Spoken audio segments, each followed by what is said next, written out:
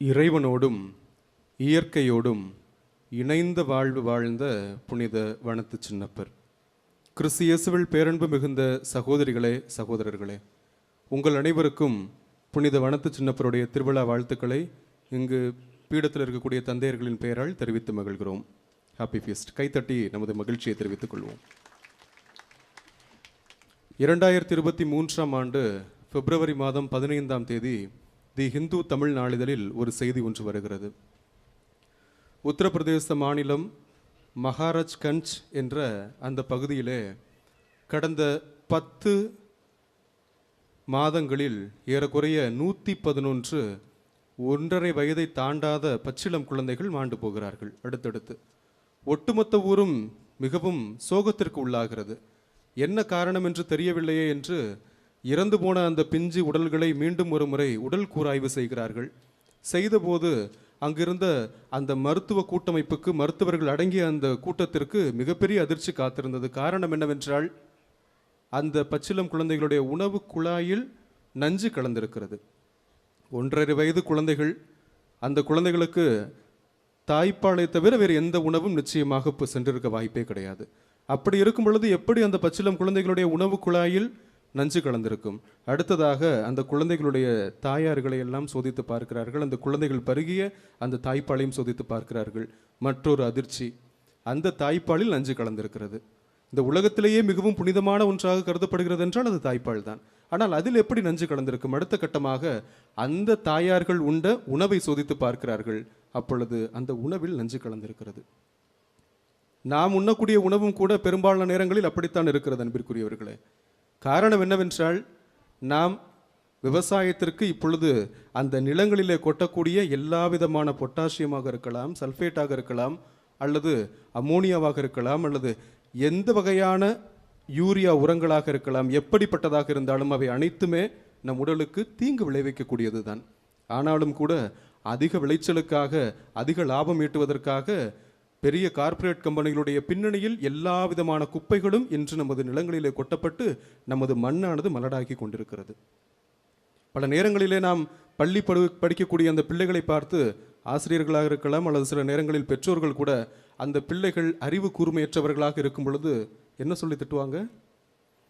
தலையில் களிமண் இருக்கா, மண்டையில் மண்ணா இருக்கு, மண்ணு மாதிரி உட்கார்ந்துருக்கிறேன் என்றெல்லாம் சொல்லுவார்கள். ஆனால் ஒன்றை மட்டும் மறந்துவிட வேண்டாம், நாம் மண்ணிலிருந்து உருவாக்கப்பட்டவர்கள், மண்ணுக்கு திரும்பக்கூடியவர்கள். அடிப்படையில் மண்ணுக்கும் அறிவு இருக்கிறது. அதனால்தான் மண்ணானது இறந்து போன ஒரு உடலை அதில் போட்டால் உரமாக்குகிறது, அதே உயிருள்ள ஒரு விதையை போட்டால் அதை மரமாக்குகிறது. அடிப்படையில் மண்ணுக்கும் அறிவு இருக்கிறது என்பதையும் ஒருபோது மறந்து விடாதீர்கள். ஆகவே இனி ஒரு முறை குழந்தையை திட்டும் பொழுது, இந்த வார்த்தையை பயன்படுத்தும் பொழுது எனது வார்த்தையை நிச்சயமாக சிந்தித்து பாருங்கள். இப்படிப்பட்ட ஒரு சூழலிலே இருக்கின்ற பொழுது இயற்கைக்கும் நமக்கும் இடையான பாரதூர வித்தியாசம் இருக்கிறது. இன்றைய காலகட்டத்தில் 5 பூதங்களையுமே நாம் முற்றிலுமாக குலைத்து விட்டோம், முற்றிலுமாக அதனுடைய தன்மையை இழக்க செய்து விட்டோம். இங்கு இருக்கக்கூடிய 50 வயதை தாண்டியவர்கள் எல்லாம் நிச்சயமாக அறிந்திருப்பீர்கள், ஊரணிகளை பார்த்திருப்பீர்கள். ஆனால் இன்று இருக்கக்கூடிய குழந்தைகளை கேட்டு பாருங்கள், அது குழந்தைகளையும் நிச்சயமாக குளங்களையும் பார்த்திருக்க மாட்டார்கள், ஊரணிகளையும் பார்த்திருக்க மாட்டார்கள். ஆங்கில மருத்துவத்தில் இப்பொழுதெல்லாம் சொல்கிறார்கள் அல்லவா, தண்ணீரை கொதிக்க வைத்து ஆற வைத்து விட்டு குடிக்க வேண்டும் என்று. அடிப்படையில் ஊரனுடைய சிறப்பு தன்மை என்ன தெரியுமா? ஊரணி இயல்பிலேயே பகல் நேரத்தில் அந்த வெப்பத்தினுடைய தன்மையினால் அந்த தண்ணீரை கொதிக்க வைத்து சூடாக்கி வைத்து விட்டு இரவு நேரத்திலே அதை குளிர்ச்சிப்படுத்தி காலையிலே அந்த நீரை பருகும் பொழுது நமது உடலுக்கும் மனதிற்கும் மகிழ்ச்சியையும் களிப்பையும் ஏற்படுத்தும் என்பதுதான் நம் முன்னோர்கள் விட்டு சென்ற சான்று. ஆனால் இன்று ஊரணிகளெல்லாம் முற்றிலுமாக அழிந்து விட்டது. குளங்கள் எல்லாம் இப்பொழுது மிகப்பெரிய கட்டடங்கள் நிரம்பி இருக்கக்கூடிய தலங்களாக மாறிவிட்டது. இன்றைய காலகட்டத்தில் இன்றும் கூட இந்த வனத்து சின்னப்பர் தேவைப்படுகிறார்.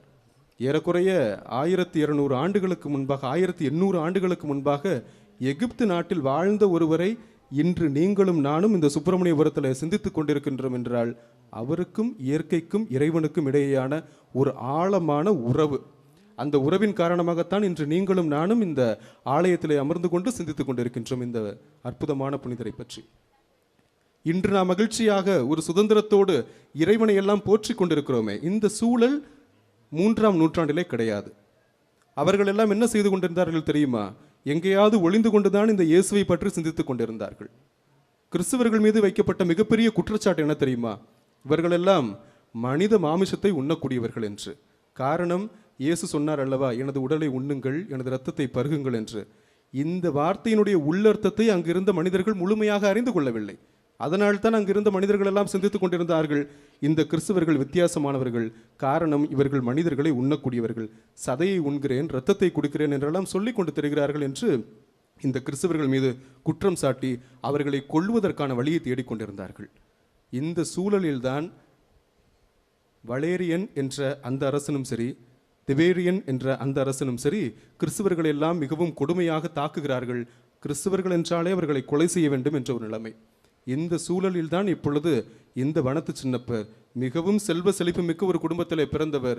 ஆனால் என் இயேசுவை நான் எந்த சூழலிலும் விட்டுக் கொடுக்க மாட்டேன் என்பதற்காக எனது சொத்துக்களை எல்லாம் நீங்கள் எடுத்துக்கொள்ளுங்கள், எனக்கு இயேசு மட்டும் போதும் என்று காட்டுக்கு செல்கிறார். அங்கு இயற்கையோடு ஒரு இணைந்த வாழ்வு வாழ்கிறார்.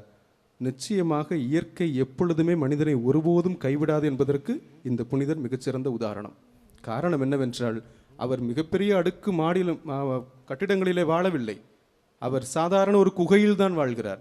அந்த குகையில் வாழ்ந்தவருக்கு எல்லாமே அங்கேயே கிடைத்தது. காரணம், அவர் இறைவனுடைய பராமரிப்பை நம்பினார். இறைவன் எனக்கு தேவையானதை கொடுப்பார் என்று நம்பினார். அதனால்தான் காகம் நாள்தோறும் வந்து அவருக்கு உணவு கொடுத்தது என்று நாம் வாசிக்கின்றோம். அதே போல அவர் இறந்த அந்த தருணத்திலும் கூட யார் அவரை அடக்கம் செய்தார்கள் என்று அறிவீர்களா? 2 சிங்கங்கள். அடிப்படையில் மிகவும் கொடுமையான விலங்கு அல்லது கொடிய விலங்கு என்றால் அதை சிங்கம் என்று சொல்லுவோம். ஆனால் அந்த சிங்கமும் கூட நிச்சயமாக சொல்லப்பட்ட வரலாற்றை காட்டிலும் சொல்லப்படாத வரலாறுகள் 1000 இருக்கும். அவை அனைத்தையுமே புனித ஜெரோம் எழுதியிருக்க வேண்டிய அவசியம் கிடையாது. தான் அறிந்தவற்றை, இறைவனுடைய தூண்டுதலால் எழுதியவற்றை மட்டும்தான், அறிந்தவற்றை மட்டும்தான் இந்த ஜெரோம் குறிப்பாக வனத்து சின்னப்பருடைய வாழ்க்கை வரலாற்றை பதிய செய்கிறார். ஆனால் அவற்றை தாண்டி நிச்சயமாக காட்டில் வாழ்ந்தவருக்கு ஏராளமான உறவுகள் இருக்கும். மனித உறவுகள் அல்ல அன்பிற்குரியவர்களே, அந்த இயற்கை, விலங்குகள், பறவைகளோடு அவருக்கு இணக்கமான ஒரு உறவு இருந்தது என்பது எழுதப்படாத வரலாறு. அதனால்தான் அந்த கொடிய 2 விலங்குகளும் இறந்த பின்பு அவரது உடலை அடக்கம் செய்வதற்கு புனித வனத்து அந்தோணியாருக்கு உதவியதாக நாம் வரலாற்றை வாசிக்கின்றோம். இன்று எண்ணி பாருங்களேன், பல நேரங்களிலே நாம் செய்தித்தாள்களை வாசித்திருப்போமே, யானைகள் ஊருக்குள் வந்துவிட்டது, யானை அல்லது சிறுத்தை இங்கு இருக்கக்கூடிய மனிதர்கள் எல்லாம் அச்சுறுத்துகிறது என்று. யார் அச்சுறுத்துகிறார்கள் அந்த விலங்குகளை? மனிதர்கள் காட்டை வீடாக்கிய காரணத்தினால் இன்று அங்கு இருக்கக்கூடிய விலங்குகள் தாங்கள் வாழ்ந்த வாழ்விடத்தை தேடி வருகிறது. யானையினுடைய சிறப்பு பண்பு என்ன தெரியுமா? அது தான் எந்த இடத்தில் சென்றதோ அந்த இடத்தில் மீண்டும் பயணிக்கக்கூடிய அதீத அறிவை கொண்டதாக இருக்கிறது. ஆனால் பல நேரங்களிலே மனிதன் தனது மிகப்பெரிய சுயநலத்தின் காரணமாக இந்த இயற்கையை எந்த அளவிற்கு தனக்கு உரியதாக மாற்றிக்கொள்ள முடியுமோ, தனது சுயநலத்திற்காக எவ்வளவு சேர்த்து வைத்தாலும் நினைத்து பாருங்கள். காலையில் 2 இட்லி, இரவில் 2 இட்லி, மதிய நேரத்தில் உப்பு புளி இல்லாத குறைந்த அளவு சாப்பாடு. இந்த உணவை உண்ணக்கூடிய அந்த மனிதர்கள், குறிப்பாக 2013ஆம் ஆண்டு செய்தித்தாள்களை வாசித்திருப்போம். மதுரையிலே நிறைய மலைகளையே காணவில்லை என்று இந்த வடிவேல் ஒரு ஜோக்கில் கிணத்தை காணாம் என்று சொல்வார் அல்லவா, அது அனைத்தும் நடந்தது அன்பிற்குரியவர்களே.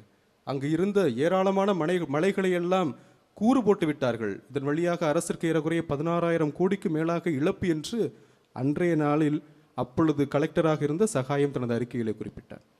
இது சொல்லப்பட்ட வரலாறு. இதை தாண்டி ஏராளமான மலைகளை நாமும் அறிந்திருப்போம். அவை அனைத்தும் காணாமல் போயிருப்பதை நிச்சயமாக கண்டிருப்போம். இப்படிப்பட்ட ஒரு சுயநலமக்க ஒரு உலகத்திலே இந்த வனத்து சின்னப்பர், எனக்காக எதுவும் வேண்டாம், என் இறைவனை தாண்டி எதுவும் வேண்டாம், இந்த இயற்கை இறைவனுடைய படைப்பின் மீது நான் நம்பிக்கை கொள்வேன், இந்த படைப்பின் வழியாக இறைவன் என்னை பராமரிப்பார் என்ற அதீத நம்பிக்கையை கொண்டிருந்தார் அல்லவா, அந்த நம்பிக்கை உங்களுக்கும் எனக்கும் இருக்கிறதா என்று ஒரே நிமிடம் சிந்தித்து பார்ப்போம். மறைந்த திருத்தந்தை பிரான்சிஸ் தனது லவ்தாத்தோ சி, இறைவா உமக்கே புகழ் என்ற ஒரு மடலை எழுதினார். அந்த மடலிலே ஏராளமான இயற்கை சார்ந்த கருத்துக்களையும் ஏழைகள் சார்ந்த கருத்துக்களையும் பகிர்ந்திருப்பார். அவர் இயற்கையும் ஏழைகளையும் ஒருபோதும் பிரித்து பார்ப்பதே கிடையாது. இன்று மனிதர்கள் ஏழைகளாக இருக்கிறார்கள் என்றால், ஒரு பகுதியில் இருக்கக்கூடிய அந்த வஞ்சகமிக்க செல்வந்தர்கள் எல்லாம் இந்த ஏழைகளினுடைய நிலத்தை பறித்து கொண்டதால், அவர்களது இயற்கை வளங்களை சுரண்டியதால் அவர்கள் ஏழைகளானார்கள் என்று மிக தெள்ள தெளிவாக எந்த விதமான அச்சமுமின்றி ஒளிவு மறைவின்றி எல்லா கருத்துக்களையும் பகிர்ந்திருப்பார். அதில் ஒரே ஒரு கருத்து மட்டும் என்னை எப்பொழுதெல்லாம் சுட்டுக்கொண்டே இருக்கும். அந்த கருத்து என்ன தெரியுமா? அவர் நம்மை பார்த்து ஒரு கேள்வி கேட்பார். அன்பு மிகுந்த சகோதரிகளே, சகோதரர்களே, நீங்கள் இன்று இந்த இயற்கை வளங்களை எல்லாம் மகிழ்ச்சியாக சுதந்திரமாக பயன்படுத்தி கொண்டிருக்கிறீர்கள். நாளை உங்கள் வருங்கால சந்ததியினருக்கு இந்த இயற்கை வளங்களை நீங்கள் கொடுக்க வேண்டும் என்ற கடமை மட்டும் கிடையாது, மாறாக உங்களுக்கு கடன் இருக்கிறது என்று சொல்லுவார். இந்த வார்த்தை மிகவும் முக்கியமானது. ஒருவரிடம் நாம் கடனை பெற்றுக்கொண்டோம் என்றால் அதை வட்டியும் முதலுமாக கொடுக்க வேண்டும். அதே போல இன்று நாம் இந்த இயற்கை வளங்களை பயன்படுத்தி கொண்டிருக்கிறோம் என்றால் இந்த இயற்கை வளங்களை நாம் நமது வருங்கால சந்ததியினருக்கு வட்டியும் முதலுமாக கொடுக்க வேண்டும். ஒருவேளை வட்டியும் முதலுமாக கொடுக்கவில்லை என்றாலும் குறைந்தபட்சம் இருப்பதையாவது அவர்களுக்கு கொடுக்க வேண்டும். நாம் என்ன செய்வது? இன்றைய காலகட்டத்தில் புனித வனத்து சின்னப்பரை பற்றி 1000 கருத்துக்களை நாம் கேட்டிருப்போம், 1000 அறையுரைகளை கேட்டிருப்போம்.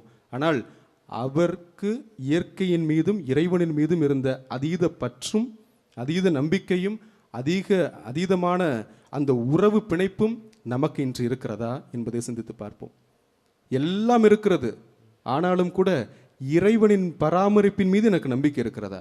இறைவன் எனக்கு எல்லாவற்றையும் கொடுப்பார் என்ற அந்த குறைந்தபட்ச நம்பிக்கையாவது இருக்கிறதா என்பதை முதலாவதாக சிந்தித்து பார்ப்போம். அந்த புனிதரிடம் அது அதிகமாக இருந்தது.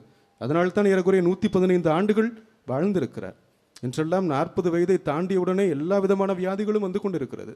ஆனால் ஒருவரால் 115 ஆண்டுகள் வரை எந்த விதமான நோயும் இன்றி மகிழ்ச்சியாக வாழ முடிகிறது என்றால் அவருக்கு இறைவனின் மீது இருந்த அதீதமான பற்று, அவர் என்னை பராமரிப்பார் என்ற நம்பிக்கை. இப்படி வசதி படைத்த உணவுகள் எல்லாம் அவர் உண்ணவில்லை, ஆனால் வயிற்றுக்கான உணவை உண்டார், தனது பசிக்கான உணவை உண்டார். ஆனால் இன்று உணவு என்பதே மிகப்பெரிய ஒரு ப்ரெஸ்டீஜியஸ் திங்காக மாறிடுச்சு. அதனால தான் பலவிதம் எத்தனை கடைகளை ஆரம்பித்தாலும் சரி, இன்னைக்கு நீங்கள் ஒரு ஹோட்டல் ஆரம்பித்தா இன்னைக்கு அந்த கடையும் ஓடும். ஏன்னா மனிதர்கள் தங்களிடம் இருக்கக்கூடிய பணத்தை எப்படியாவது செலவு செய்ய வேண்டும், எந்த வகையிலாவது செலவு செய்ய வேண்டும், சாப்பிட்டு விட்டு அடுத்த கட்டமாக மருத்துவமனைக்கு சென்று விட வேண்டும். இரண்டு நிகழ்வுக்கு தான் ரொம்ப அதிகமாக செழிப்பாக இருக்குது. ஒன்று ஹோட்டல், மற்றொன்று மருத்துவமனை. ஏன்னா இங்கே சாப்பிட்றத அங்கே போய் நம்ம கொடுத்துடணும். அதனால் முதலில் நம்மிடம் இறைவனின் மீது நம்பிக்கை, இறை பராமரிப்பு நம்மிடம் இருக்கிறதா என்று சிந்தித்து பார்ப்போம். இரண்டாவதாக, இந்த இயற்கைக்கும் நமக்கும் இடையான உறவு எப்படிப்பட்டதாக இருக்கிறது? இந்த இயற்கை மட்டும் சிந்தித்தோம் அப்படின்னா நமக்கு எல்லாமே கிடைச்சிடும். அதனால் குறைந்தபட்சம் நீங்கள் மரங்களை நடவில்லை என்றாலும் மரத்தை வெட்டாதீர்கள்.